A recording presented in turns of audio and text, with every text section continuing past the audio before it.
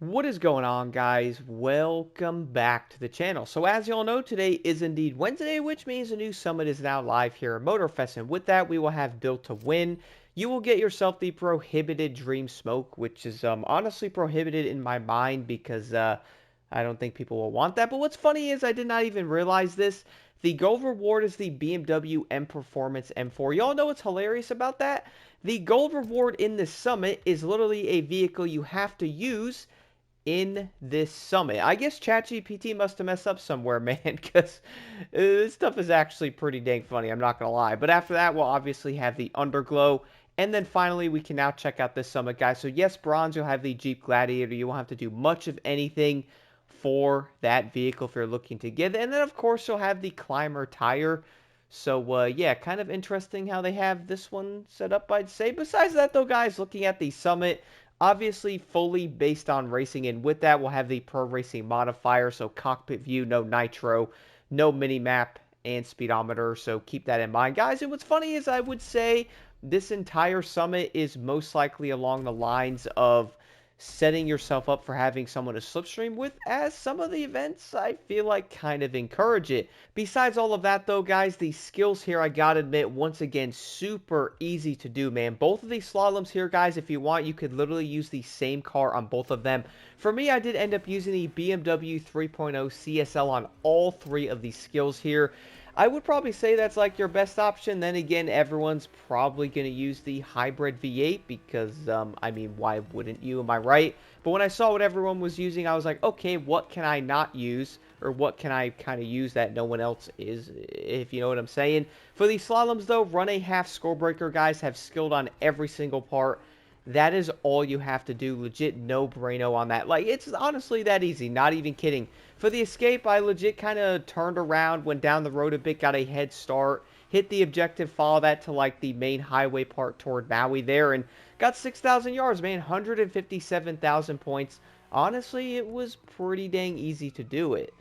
But now moving over to the events here, I gotta admit one thing, guys. I don't know if a lot of people are going to be a big fan of this modifier, and that's simply down to one, cockpit view, but also kind of encouraging players to slipstream and stuff like that. So let me know what y'all think, but that's kind of what I'm getting from it. The first event here is multi-vehicle, guys. It's honestly very easy because you are on the racetrack, so there really is nothing insane to go over on this one, man. We've all raced on this track now for 2 years, so a lot of players are aware of how this track is. You'll end up going through this race. The first vehicle is the 3.0 CSL. The next one after that, you'll end up using the Z4. Then the final car, guys, after that is the M Hybrid. It is honestly pretty straightforward, man. Just keep your speed up, careful in the corners. And one thing I noticed that can happen on every single race in this entire summit, guys, and also kind of a big tip I noticed, is be careful on that throttle, bro. If you guys are trying to go around those corners a bit faster, don't full throttle it because you can cause the cars to spin out. I would recommend kind of holding the throttle maybe half, 3/4 even.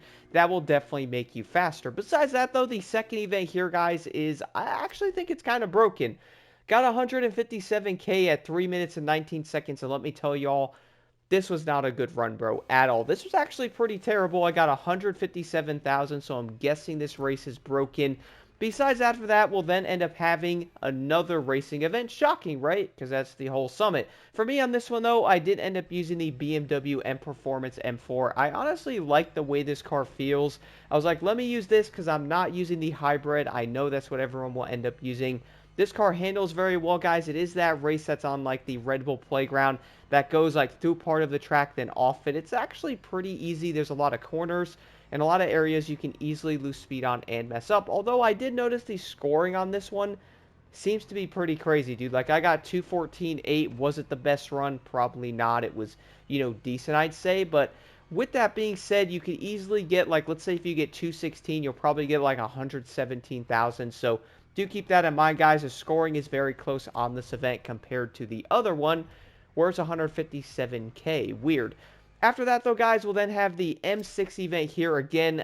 I would honestly recommend, again, to be careful on that throttle. This is the Liberty Walk event, so there's obviously a lot of corners, a lot of ways to spin out on this one.